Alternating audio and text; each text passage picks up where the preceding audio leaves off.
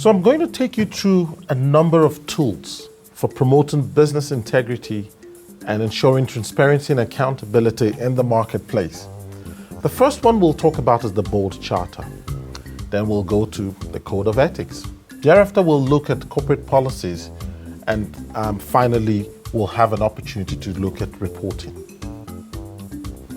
The board charter is a key corporate governance document that is established towards articulating the governance and functioning of the board of directors.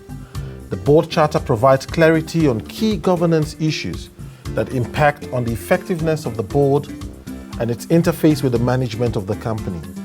The provisions of the board charter should be based on the fundamental principles of accountability, transparency, responsibility, fairness, as well as principles around discipline, independence, and social responsibility.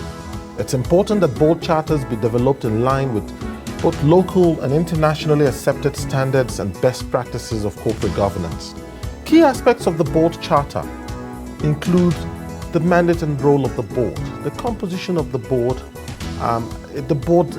articulating provisions with respect to the leadership of the board, the induction of board members, duties of board members, remuneration of board members.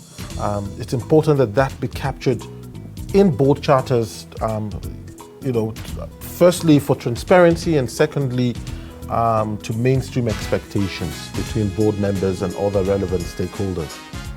Then we have a whole range of issues relating to the process for having board meetings, and these include the board's meeting agendas, how it conducts its meetings, the kind of standards that's acceptable to the board in terms of notices, etc., the frequency of the board meetings, the quorums, procedures, etc., processes in terms of which directors can even be able to get independent professional advice where the need arises.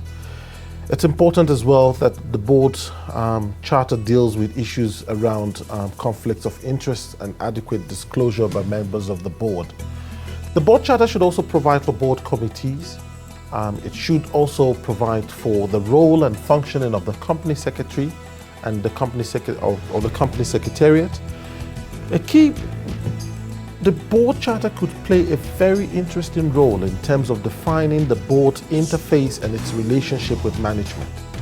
It should also provide a good policy direction in terms of how the internal and external audit requirements of the company are structured, especially with respect to the oversight role of the board.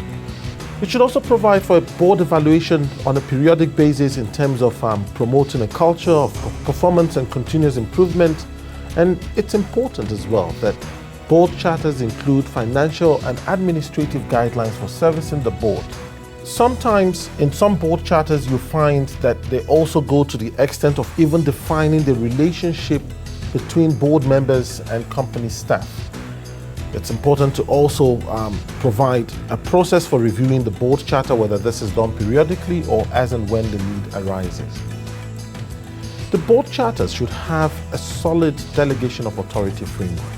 It should have matters that are reserved for the board decision, matters that are delegated to the CEO, could even go to the extent of providing thresholds in terms of authority levels within the organization, starting from the board down to management.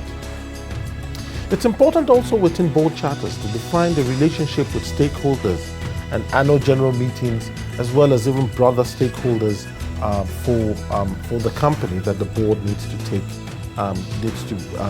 take cognizance of.